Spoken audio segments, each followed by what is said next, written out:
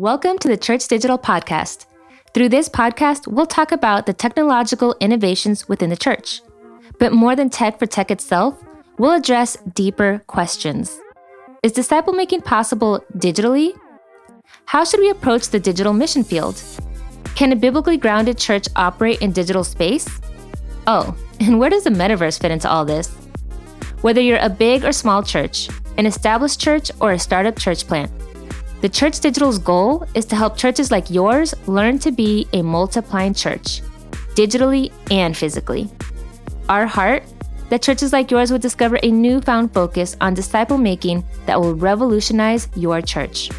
And now, here's your host, Jeff Reed. All right, hey, Twitch friends, Digital Church Network, the Church Digital.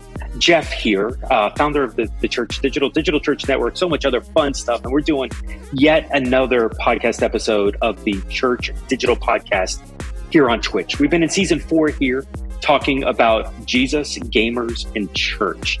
What does church look like in gaming culture? How can we utilize the church? How can the church reach into gaming culture, engage in gaming culture, and really be effective to reach the 3.02 billion gamers across the planet? Now, I'm not in my studio. I'm kind of whispering because there's a conference happening like 30 feet that way. I'm kind of expecting the door to open and them to tell me, shh, keep it down. I'm actually in Dallas, Texas right now. I'm going to pick up my laptop. I want to show you. I'm at the practice facility for the Dallas Cowboys. Evidently, it's a football team. Maybe some of you heard of the Dallas Cowboys. No, you know what? Most of you watching this live, you're gamers. What do you know about football? Well, no, maybe you play Madden. So here, maybe you'll get something out of it. But literally, like, look at the practice facility is inside that building. They've got the LED screens running. There's actually like a football field that's built into like the front area. So it's this really nice hotel. I'm actually in Dallas, Texas, obviously with the Cowboys. But there's a conference happening right now that's aimed towards digital revival, and they're actually working with some of the top Christian, and these are influencers more in like, not the Twitch field like we've been talking about with the gamer church, but a lot of TikTokers. As a matter of fact, there's estimated that within the 40 TikTokers and like that, the people that are here, 40 of them, they have an estimated reach of 800 million people internationally. And so huge opportunities for the gospel. And it's been fun. I'm actually, right after this podcast, I'm going to be sitting down with them talking about, hey, what does church look like in this space? Like, we're really good. You're really good at creating this content. But if it doesn't feed into community, it's meaningless. It's pointless. And if that community is not driving towards discipleship with purpose of multiplication in physical and digital space, oh my gosh, like you've got this huge reach, but you haven't realized how to really engage these people and disciple them in digital space. And so that is something that I believe the gamer churches, the people that we're talking about here with season 4, have realized so well. So, hey, we're going to wrap up season 4. This is it. This is where we're going. This is the finale. Maybe. Stay tuned. We're going to talk about that in a little bit. Let's go ahead and bring in Mark. Okay, so Mark, every episode that I brought you on, there's a running joke on the show. Am I going to pronounce your last name correctly? No, you're not. And so we did not rehearse this. We did not practice this. And so I'm going to do it. You tell me if I'm right, because I have, once again, no idea. Lutz. Nope, that's wrong. So close. I feel like we've really come full circle here. Lutz. Lutz. Yeah. Lutz. You got it. Pretty close. My tongue does it. Yeah, it's like some people have the ability to curl their tongue, and some people biologically can't. And for you just biologically cannot pronounce my name. It's not your fault. You were born that way. It's a good excuse for everything else in the world right now. So I'm not sure if there was like a passive aggressive insult that was tied to that comment, but I'm going to assume it was the best because you're my friend, even though I can't pronounce your name correctly. I feel like we've come full circle here, Jeff. I mean, we started season 4 with the two of us, and we're ending season 4 with the two of us. Somewhere along there, I got COVID and couldn't talk for like 4 episodes or something. But we're back, and you're in an airport or something. Yeah, All good. Hey, it has been so much fun for me diving into, and once again, I said from day one, I don't get gamer culture. Like, I am 44 years old. It's been a couple of decades since I really consider myself a gamer beyond me playing Pokemon Go on my phone. And that's not hardcore. And so being able to better understand the culture, start to dive into, even some of the nuances of video games, of board game culture, of nerd culture and everything. I'll go ahead and do it. I'm wearing a Love Thy Nerd shirt as I didn't plan that today. Let's go. That just happened. And so this is where we are. And so now starting to figure out how to be the church, how to reach into these mission fields in Twitch and Discord and through these digital tools, even in video games, some of the stuff that DJ's doing through VR MMO, like this is, for me, this has been a mind altering conversation. I have learned so much in the past 2 or 3 months because this has just been blue ocean. It's stuff that I have never explored before at this detail. And so, man, I want to thank you right up at the top. Thank you for joining me on this journey, for maybe even challenging me to walk into the space, because to be honest, I didn't know what I was getting myself into. And it's been a lot of fun going on this road with you. Yeah, Jeff. No, it's been a joy and a pleasure to come along and to be able to help open up more people's eyes to what God is already doing. I do another show with Andy called the Digital Church Blueprint. I think it's part of the network here. We just recorded an episode that's going to come out in the next couple of weeks on digital community.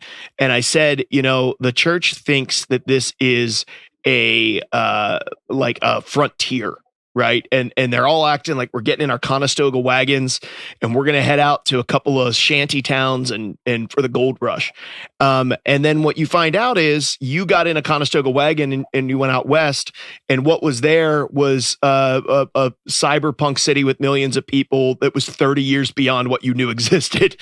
And it's not a ghost town with, rolling shrubs and, a sheriff. It's a completely different world. And I feel like in some ways in this season, what we've been able to do is begin to tap into some of that, to realize that when you come into this environment, you aren't just coming into like, hey, there's nobody here and we're going to start something.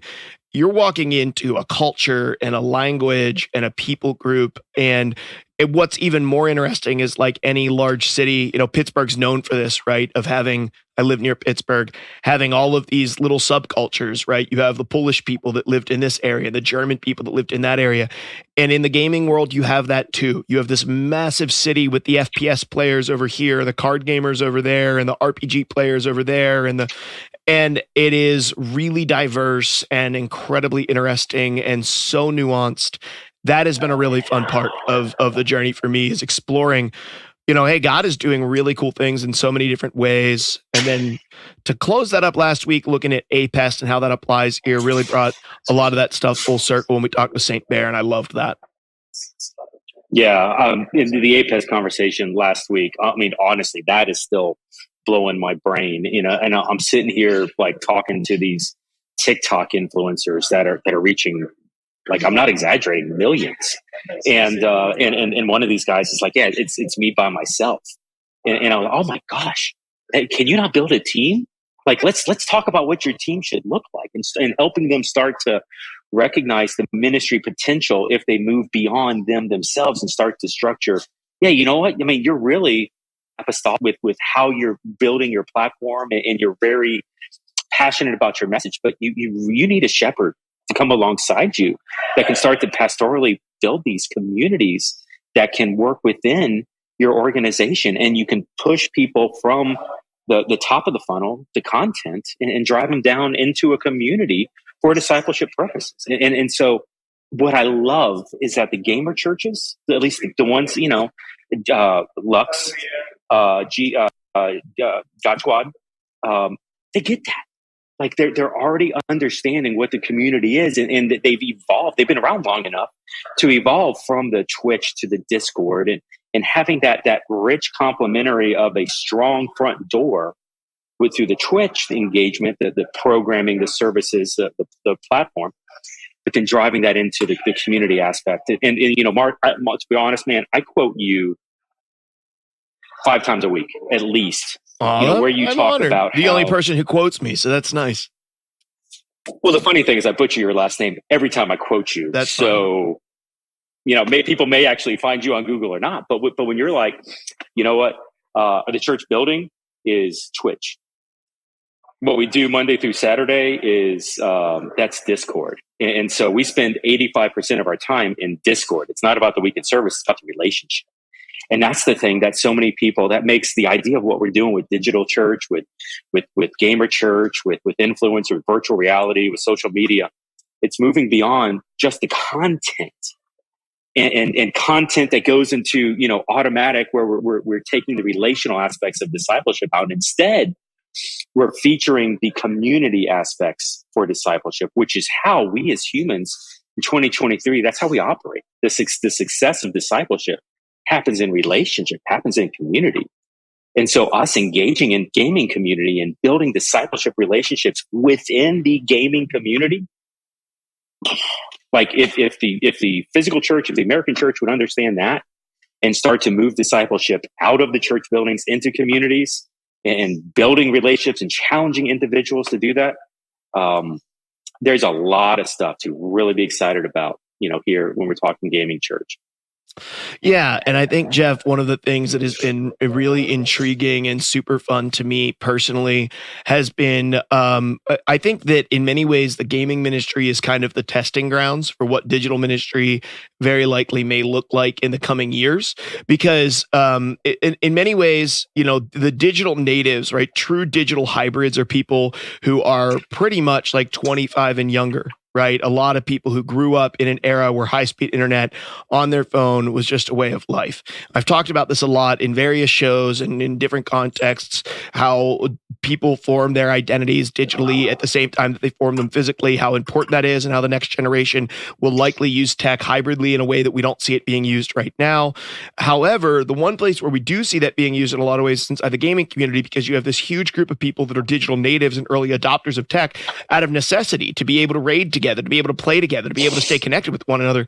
And so they've already learned how to build relationships and deepen those relationships and have their life changed both positively and negatively in digital space and using digital tools. And so in many ways, what the church can learn in gaming, like if a church was to say, hey, we're going to get into the gaming ministry thing, we're going to launch a Discord, we're going to figure out how to connect with gamers in digital space, what you're really doing is you're training yourself with a group of people on how the next generation is likely going to want to connect with the church. Not always, not exclusively, but certainly hybridly. And I think that is one of the really interesting things is the next generation, I truly believe, is going to have a hybrid approach to relationship development in which they will walk seamlessly between digital and physical. And you can actually learn as a church what that looks like by exploring and experiencing the gaming community, because they are the digital natives right now. And they range in age, something else that we learned. They range in age from those Gen Z, the whole way up through, boomers and everywhere in between. And the average age is actually millennials right now. So you have this huge grouping of millions of millennial church or tech adopters who are digital natives who are in the space. And we're seeing really, really cool stuff come out as a product of that, of what we're able to learn as a church from it. And I think there's been some really valuable lessons that may not even really come fully into light until a handful of years from now, when our churches are no longer talking about reaching my generation. They won't care about reaching millennials. They're going to be asking, how in the heck are we supposed to be reaching Gen Alpha? Yeah, that's really the question at hand. And it's interesting. My friends over at New Thing, they actually, sat down and challenged me on the Gen Alpha question, just even within the past couple of weeks. Jeff, how can we reach Gen Alpha? And to be honest, I pulled out of my back pocket the line that I always throw whenever somebody asks me about Gen Alpha. Hey, you know what? The terms of service of a lot of these software, they prevent creating accounts. Like my son's 12. He's not on Discord. He's not old enough for that Discord account. And it's interesting. I really respect this about my New Thing friends. New Thing tells me, Jeff, that answer is not good enough. Like, you got to come up with something better than that. Start to work with your teams. And so it's even, starting to challenge. And I've already had some conversations with some of them. Hey, we got to come up with something better than sorry, we can't help you. And there's lots of things that challenge against the Gen Alpha, or work against that a little bit. Is it weird? Is it creepy? How do we not be that? How do we equip Gen Alpha to reach Gen Alpha? How do we equip parents to reach Gen Alpha? And so there's some different angles towards that. Let me ask that question, Mark. Do you have any Gen Alpha in? How is that working for you right now? Alarmingly enough, Gen Alpha is very young, right? My kids are Gen Alpha. And alarmingly enough, we actually have a lot of Gen Alpha who are in our church because we have a lot of millennials, which means we have a lot of kids who are Gen Alpha right now, who are part of our church. We just announced infant and child dedication. And if you want to get into a conversation about baptism, you can go have that with Jeff and not me. But we're doing infant and child dedication next month for the first time because we do have so many young kids. And my honest opinion about reaching Gen Alpha, for a lot of years now, for whatever reason, the church flipped something, and it was a really weird thing to flip, right? I remember specifically talking about how youth ministry should grow your church over time, right? Because if you reach kids, you'll reach their parents. And my honest opinion of that is that's backwards. That should never be the way. I understand why it became our goal, but it should never have become the goal, right? It should never have even been in the conversation. You want to reach Gen Alpha, learn how to reach millennials really well. And if you want to reach Gen Alpha when they can really be reached and it won't be creepy for you, then learn how to do digital ministry today and learn how to do that digital ministry effectively and tactfully, in a way that you can actually engage in digital space powerfully and impactfully with people. I think if you can learn how to do that now, you'll be far more equipped when Gen Alpha I'm not saying they're unreachable now, but the best tool to reach Gen Alpha right now is through their parents. Just like the best tool to reach any child is always going to be through their parents, right? Because the parent has the most influence over their life. But there'll come a time when that's not the case, right? And we'll need to be able to reach Gen Alpha in new ways. So get used to digital ministry now. Get used to gaming ministry now. It's not going anywhere, right? It's not going anywhere. Yeah. Yeah. So, hey, you know what? And Mark, I love what you just said. I'm going to quote it again. I'm going to misrepresent your last name, but it's the circle of life in our relationship. But if you want to reach Gen Alpha, you got to reach reach the millennials and empower them to reach Gen Alpha. That's a really interesting approach, and it's definitely effective. If it's the only way or the best way, I don't know.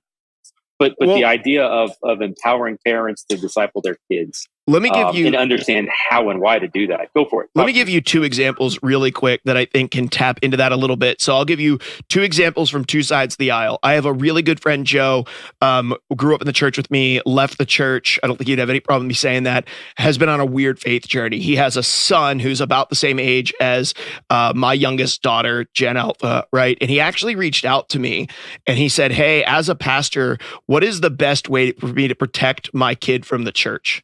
I want to know how to protect my son from the church because I don't want a church to come into his life and mess him up. And I'm nervous about letting him go to a church or letting him go to youth group. And so this is, and then the flip side of that is, let me tell you the story of Bougie, which I may have or may have not told on this podcast before, but Bougie's in our church, reignites his faith. His real name is Gino. His son's name is Roman, begins reading the Bible to his son every single night.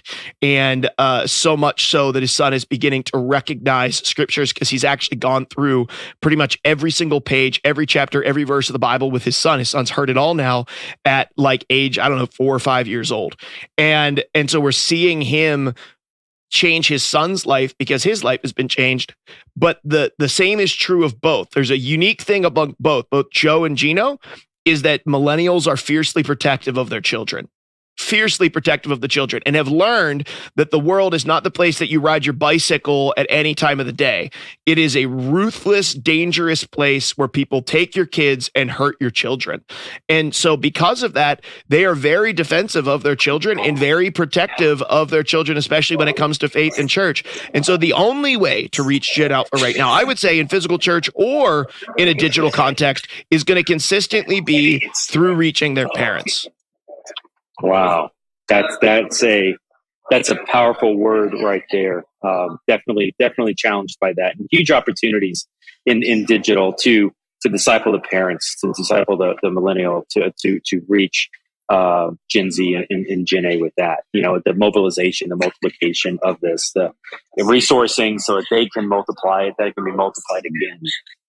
Definitely powerful there. Hey, well, let's do this, Mark. We're coming on wrapping up season 4 here. Let's pay homage a little bit to where we come from. And you caught a lot of the shows, and I know you were sick for a stretch there, and some of the shows we're gonna reschedule and do later because we just had some scheduling conflicts. But I would love to maybe hear from you, and like you're already so enriched in this culture, and very little is a surprise to you at this point because you're one of the leading experts in this space. But what were some takeaways? What were some surprises? What were some maybe your favorite moments? Give me a couple coming off of the season here. Ooh, Jeff he is just puffing me up. Leading expert. A lot of words that have never been used with me. Okay. So some of the things that I feel like I've learned or taken away from it, that would have been a great question to be able. Every time I get a question like that, it's like the only type of question that I struggle to talk with just literally off the top of my head. But I honestly think that some of the conversation with Asia and Amanda was really powerful for me to hear from their perspective as women coming into the space, because despite the fact that I am doing this with my wife, which is very unique, most people who are getting into gaming ministry are doing this with permission from their spouse, but without necessarily support from their spouse, right? So we have a lot of guys who are running solo in this space, and their wife is like, yeah, you can do it. That's fine, but that's what we have. I am lucky enough to have a wife who's partnering with me in it, despite the fact that she's not a gamer. And so it was interesting to hear from the female perspective, because my wife isn't a gamer, to hear how and just to hear the passion and the fire and the vision that came from Amanda and Asia both was really cool. And for that show, I wasn't able to be on it, but I was in the green room listening the whole time. I think some of the other stuff with Jono was some of the stuff that I knew about as well. But to hear the advancement of esports and really hear it from the horse's mouth of a person who's like literally in that space every day, working with people, learning how to shepherd in many ways, and then also not just a shepherd, but also to train and equip people to be better gamers, right? And how the world is shifting in that. I had a conversation with my buddy in my kitchen today, who's on the school board at the school district that I'm in, and I just said, listen, man, you guys got to start talking about spending a couple of grand and getting some decent computers and starting an esports program at the school, because more and more students are going to get scholarships to go to college based on their esports experience. And then Chino Mage said in the chat, also Jade talking about mission dollars. I think that was a really eye-opening moment for all of us as well, as we just saw the need, like the very real need. And not only the need, but for Jade, at least, how little that was. I mean, my needs are greater than Jade's. I'm not going to lie about that. It's because of family and situation and mortgage. But to see the needs and to see how easily some of those can be met to really equip, release, and remove a lot of the stress and burden off of the heart and minds of digital missionaries, I thought was really powerful and cool. Yeah. I mean, so much. Chino's blowing up chat, talking about Jade, talking about Aki as well. It's funny. Like the girl streamers that we did a couple weeks ago, I guess. Here at the conference, I started talking about Gamer Church. As a matter of fact, Mark, while I was talking about Gamer Church, I looked at my phone and I got the Twitch notification that your service was happening. And so I swiped and I'm like, this is literally what a Twitch service looks like. And it was, I want to say it was you and your wife sitting on the couch together, or maybe it wasn't, but it definitely was the part of the service where you were on talking. And so there was several women that were asking me questions, and they're women influencers, and they feel some of the stress that the Twitchers were lady Twitchers were talking about. Is Twitchers a thing? I never really understood, if I could say it that way. But no, it is absolutely not a thing. They are a streamer, not a Twitcher. Streamers, not a Twitcher. Yeah. Streamer, sorry. No, it's okay. We're still clarifying language here. It's fine. Yeah. It's all good. Yeah. But it was funny just even starting to tell some of the stories that I've heard from the ladies and from you even talking about some of the experiences you and your wife have had within Lux and the challenges of women stepping into this male dominated society Yet 48% of gamers are women. And so it's really interesting how male ego and male chauvinism and whatever is so strong in that space, yet percentage wise, it's not that much more than what the ladies are present in. And so Twitcher sounds like a druggy zombie. That's awesome. Thank you for that, Chino. He references Aki, and Aki for me, that just hit close to home. Because I watch. It's funny. I watch Aki stream now. Probably 2 nights a week, maybe 3 nights a week. Stop in for a little bit, and my kids are starting to get engaged in it. My kids actually made me subscribe, and I was kind of, I guess my subscription had not kept, but they made me subscribe to Jake's feed because they wanted the cat that Jade has like running around the screen, the little cat icons. And I hate cats, so they thought it was really funny that I'm now paying $5 a month to have a cat in Jade's world. So now they want to go watch Jake because they want to check in the cat, see how the cat's doing. This is a conversation with my teenage kids, and but how Aki is doing the family streaming and incorporating the wife and incorporating the kids. How Aki, and I see it, the family stuff where he's talking about like the after hours. I forget what the specific language he calls in that, but after dark is what it is, and how he's creating that family environment with people on the stream. Like it is so good, and I see the people that are watching the stream engage in it so well, and like Aki and Jake are great examples of what digital missionaries need to be. They're finding a culture, a subculture, a contextualized culture that they wanted to get into. Jay is very much into Japanese culture. Aki is very much into reaching that the kid that does not have a family, because he wants to create a healthy family environment on Twitch that those that aren't. And so creating those environments to reach those types of people as a digital missionary to bring them to relationally to Christ, and then to get them connected into Lux for a church or to God Squad or something else along those lines, a discipleship community. Oh my gosh, such a good idea. Work with what you can, and then what you don't want to do or what you can't do, partner with someone else to do that stretch. It's interesting. You hear with the TikTokers, that's actually what I'm saying. It's like, hey, do what you can, and what you can't, let's get you connected to digital churches. Let's get you connected into a discipleship community where you can feed into that. King's Tide is a new digital church that's spinning up. That came off of Seacoast Church, and is another example of a discipleship community that's utilizing Discord, that's taking an opportunity for influencers to feed into it, and then utilizing the community to boil the frog slowly, to nurture the relationship, to take it at a deeper level relationally, to build the relational equity, the trust, to be able to have those service has always been a big Jesus. part. And so it's so interesting. The digital strategies for gamer church, for influencer church, the content leads to community. If there's no community, if it's just content, it's hollow. If the community doesn't have a purpose, then the community is pointless.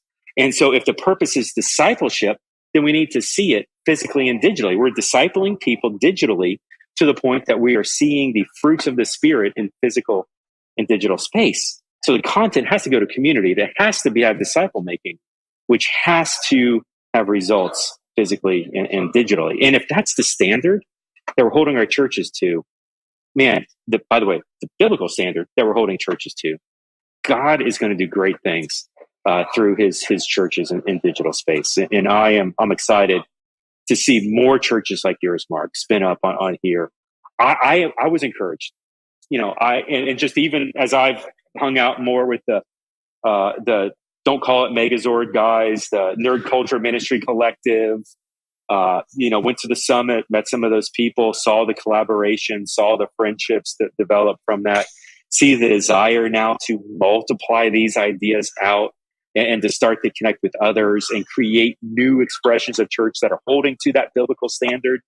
Like, to me, that's very exciting for the future, because it's people that are wanting to do something different to reach a different type of person. And I believe that for the Great Commission to be accomplished, or at least to give it a fair shake, we have to do something different.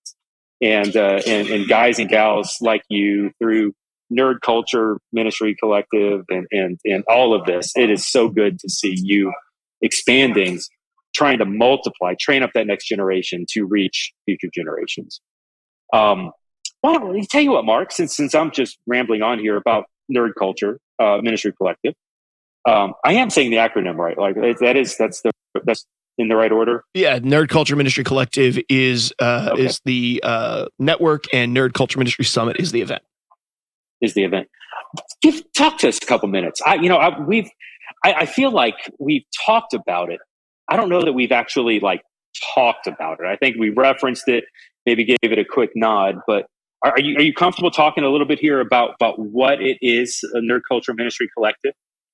Yeah, I would actually love to talk a little bit about what both are, because I think both are important. So first off, Nerd Culture Ministry Collective is a network that we're forming underneath the DCN, and inside of the Style of New Thing, we're gathering nerd culture missionaries, digital church leaders, and org leaders together for support, connection, coaching, and accountability. And so what you would experience a typical network to be, it's to encourage and strengthen new people. The reality is the space is super, super isolating. And so it's very easy to kind of just get in your own lane and do your own thing and compete with people that you should be working together with. And so a big part of the goal of the Nerd Culture Ministry Collective is to help people establish and build relationships so that we can complement instead of compete. And that's going well. We launched some of our first networks, which we would have loved to launch those back in December, but it's April, and the first one met literally last night. We had the girls group met, and so Amanda, that was in Asia, were on the show a couple of weeks ago. They met up and they had a great showing for one of their first ones, which is awesome. And we have a couple of more that are in the works. We'll be launching over the course of April and into May, likely. And then on top of that, we've also had NCMS, which is the Nerd Culture Ministry Summit. This is the event side of that network, or that is that movement, really. It's a collection of networks, so a movement. And it's coming up in November, so November 8th to the 10th this year in Marble Falls, Texas. You can find it by going to ncmsummit.com. You can register today. It's inexpensive, and if you come as a senior pastor or lead pastor or whatever, you get to bring somebody along with you. They get a free ticket to come in. There's a +1 feature so that you can bring the gamer from your church, the tech guy from your church, the youth pastor from your church, whomever, to come and learn. And we're gathering together ministry leaders that are in this space to help you understand really what it means to get into and minister to people in nerd culture, and which it really is. I mean, it's just like your neighbor at this point, right? It's not even like just all of our neighbors, to a certain extent, are nerds in one way or another now, or all of us have nerdy neighbors. And so it's about how to reach them. So it's coming up in November. Like I said, it's in Marble Falls, Texas. You can go get registered. I don't know. I guess we have to finalize the speakers, but we do have one pretty big speaker that has agreed to come. They just have to finalize stuff. So the announcement of who's going to be the speaker, which is a combination of people who are in church world, who, lead churches, and the one individual has written several books. And has a podcast that's absolutely popped off recently. He's going to be coming and speaking at it as one of our keynotes, and it's a combination of that, and then people who are actually in this space. And so people like Susie from GSC in his own stream, Susie Live, and some panels and breakout sessions from people that you've heard from on the show who are going to be there at it. And we'd love to have you come out and join us for that. So you can get connected once again at ncmsummit.com. And you should really buy your tickets now and come and hang out with us in Marble Falls. I think it'll really open your eyes to really what God is doing when you meet some of these people in person. Totally. Yeah. So Marble Falls is maybe 10 minutes from where I am right now. And so deep in the heart of Texas. Yep. Looking forward to spending some time and getting to meet you all. I was joking. They have not, at least my agent has not told me that I'm speaking. No, I'm kidding. I don't have an agent. But it's not me speaking. It's somebody else that written a couple books and has a very successful podcast. And so, hey, listen, there's been so many lessons that have been learned through this podcast, and we've been able, through doing the season 4 here. We took the experiment with trying to do this on Discord, and on Twitch, and we actually built a decent channel just organically. We've got, I have to look at the number, but I think it's something like 75 followers, 68 followers right now on Digital Church Network's Twitch channel. And so really excited to see that happen. We were doing Gamer Church, but really the Church Digital podcast and the audience of that are really established churches. And so like we took the posture once again of a curious learner, having these conversations and trying to expose ideas and expose people to some of these gamer podcasts. Now I'm gonna let you behind the veil here a little bit, and there's some good and there's some bad here. The Church Digital podcast, the typical audience and the metrics that I look at the audience, as we focused on gamer churches, we've actually seen the numbers drop. Like the average subscriber, the average plays that we get on the podcast here in season 4 has declined. Now, I say that because we've actually seen the YouTube numbers skyrocket. We've actually seen the engagers and the people on Twitch increase. We've seen conversations come up in other places. We've had conversations with global mission organizations that are like, "What are you doing with Gamer Church? We need to talk. Let's get together and start the dialogue. See how we can collaborate here." So the interest in Gamer Church is at a very high level. What I would suggest is that right now in 2023, just me reading the situation at hand, the physical church is not interested as a general rule.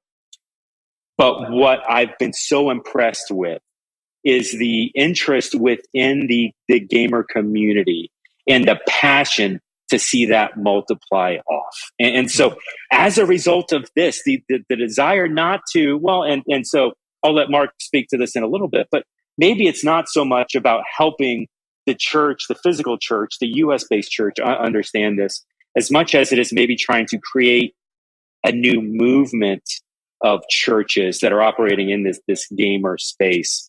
Well, I tell you what, Mark, you want to make the announcement? You want to say this? You want me to? You want to let the cat out of the bag? Like, how should we, like, you say a word and then I say a word and then we bounce back and forth? Like, we didn't actually talk about this. How do you want to communicate this right now? Well, considering you're in an echoey airport lobby right now, I will say it, and then you can comment on it. So we're really excited here at the Church Digital, and also myself personally, to announce that we're going to be launching a new podcast inside of the Church Digital Network and the Church Digital Podcast Network. I don't know. There's so many networks at this point; it's hard to keep track all the time. But if you would go visit the Church Digital, you can look and see this network of podcasts. And there's going to be a new one that's going to spin off from this. In addition to that, we're working on writing a book in the background right now that goes off of this material that we're talking about. That's going to give some of the ideology, the theology, and the ecclesiology for churches in digital space, specifically inside of the gaming community, at the front half of that book. And so it's all about deconstructing our view of digital relationship and digital space, and then reconstructing a more accurate view of what digital space really is and how the next generation is using it and how current digital natives are using it. From there, we're going to dive really heavily into some of the stories of the very people that you actually heard here as we look at APEST, and we're going to be breaking that down through looking at the fivefold ministry of the Spirit of God inside the church and how that's being lived out inside a digital space, and wrap that up with helping you understand exactly how it is that you as a church leader can dive into that. But between here and the actual launch and production and all of that of the book that's coming, we're going to be continuing this conversation that we're doing through season 4 on an entirely new feed that's due to come out either somewhere around the end of April or the beginning of May, in which I'm going to be taking the lead on that show. Jeff's going to continue to do the Church Digital podcast and move on into season 5 and what's next for this show. And I'm going to be spinning off a new show that's going to be directly connecting to gamers, game culture, nerd nerd culture, what God is doing in that space. So we don't know formally everything. I'm not ready to announce like who co-hosts are and exactly what the format is going to be. We're ironing out all of those details, but we're really excited to start recording and launch that new show. So stay tuned to this feed in season 5, because we'll let you know how you can get plugged in to the new show that's going to be dealing with gamers and how you can get plugged into the Twitch and all of that stuff, following what God's already at work doing inside of the gaming and online gaming communities. And so we hope that you'll come along the road, along that journey with us, and follow along with what we see God is doing. And we're really excited to bring you the inside scoop. Really, let's give you an eye inside of it. If you don't know the culture and you don't know how to get into it, let's just give you a chance, a little peek behind the curtain and a look behind the door to see what God is already doing in this space and see how you can get involved. Yeah, Mark, like I said, Mark's one of the forefront leaders right now in the gaming church movement because of everything the dude just said. Like, so good, so on point. Remember, in digital church context, gamer churches is the fastest growing model right now. And so we are seeing so much improvement, so much gain, so much traction is probably the better word in that space. And so we're excited to release this show. You can check out theChurch.digital/podcast. And so you'll have more, we'll have more news on that. We'll be sure to get the word out via email and through all the communities. Once that spins up and goes public, I'm so excited about the book, and working with Mark on that and seeing it. You said 3 words real quick that I was like, oh, that's good. What were they? It was ideology, theology, theology, and ecclesiology. All of the ologies. So good. And so looking forward to seeing that even currently develop. We're aiming for that to release sometime, hopefully late 23, and get that out there publicly very soon. And definitely excited to see what's happening with the Nerd Culture Ministry Collective, the Nerd Culture Ministry Summit, Love Thy Nerd, and anything else that's happening here in that space. It's a little weird. I just lifted my shirt up publicly, and people around are like, "What's that guy doing?" So I just don't worry about. I'm not going to do that again. I don't think I can pull that off a third time. Okay. Anyway, this is so good, right? But we're going to land a plane. Like, this has been a fun conversation. I'm not in an airport, but I might as well be. And this has been a great time. This has been a great season. Mark was tipping off season 5 with the Church Digital podcast. We're going to roll that out in May. We're going to take a couple weeks. I'll tell you, next week is going to be a great podcast. We're bringing in Neil Cole. Neil is one of the forefathers of the modern micro church movement, the organic church movement. He wrote a book a decade ago, ironically for Leadership Network, one of the organizations I work for now, that I write books for now. But he wrote a book called Church 3.0 that when I read it, it blew my mind. And as I read this book on micro church movement, Neil Cole was actually the guy that created in me this desire to do micro church strategies, to look at digital through a micro church lens. Contextualization, scalability, reproduction, a lot of these things that we talk about in church context, digital church context, guess what? Came from this guy, Neil Cole, who's one of these well-spoken leaders in the micro church movement. And he honestly, he talks a lot in context about how he was the guy really before his time. He was pushing ideas as an innovator before microchurch was even accepted in the United States. And so some of the challenges of being ahead of the curve, that far ahead, we talk about how, what is it we say? We say that oh my gosh, what's the line where settlers get rich, pioneers get shot? We talk in that in greater detail. That's the line. Mark was coming in to save the day. I was going to jump back in. Yeah. I appreciate you having my back, my friend. That was good. I'll get your name pronounced. Lutz. Yeah, I mean, I'll actually do it. Yeah, it just sounds like you have a mouthful of slime right now, and you're trying to say an L is all that sounded like. But I am so excited about the conversation next week with Neil Cole. Jason Morris, JMO, coming in for the conversation as well, because Neil Cole was hugely influential in JMO's life and digital strategy with that. So it's going to be a podcast you are not going to want to miss. Great stuff digging into it. We're going to land a plane here on season 4 right now. Thank you, Mark. Thank you, Andy. Thank you, all the guests. I could try to rattle them off. I would probably miss some, but there have been so many that have come and have had conversations around this. We had to reschedule a couple shows. We're going to get them probably this summer.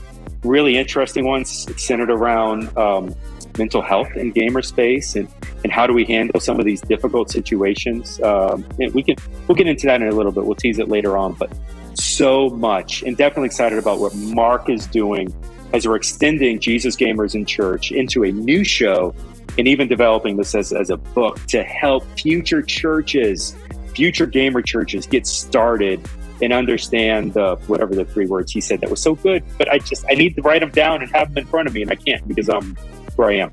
Do it, Mark. Ideology, theology, and ecclesiology. Ideology. Okay, they're very good. Like I said, that's why he's the expert, and that's why I'm just the pretty face of this thing. But hey, we're going to land the plane. So for Mark, for Andy, for everybody else who was a part of this, I'm Jeff with the Church Digital Church Network. Thanks for jumping on the podcast here. Neil Cole next week. See y'all then. You all have a good day.